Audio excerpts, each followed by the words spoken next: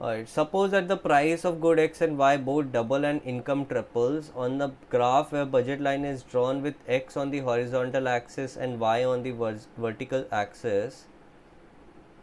X on the horizontal axis, Y on the X on the okay. Alright, so budget line and lies above it होना चाहिए. Okay, so prices double. So initial prices were let's say px, py and I. So the intercepts were I by px and I by py.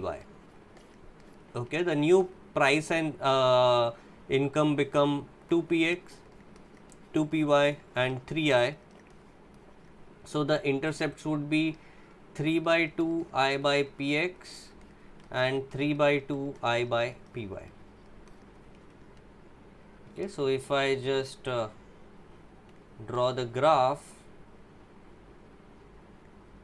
so initially the intercepts were here and your graph would be this one.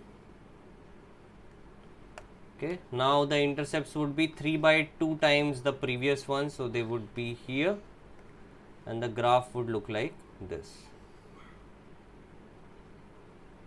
Okay, so the graph will be above it, but it will be parallel. Both these lines will have a slope of px by py.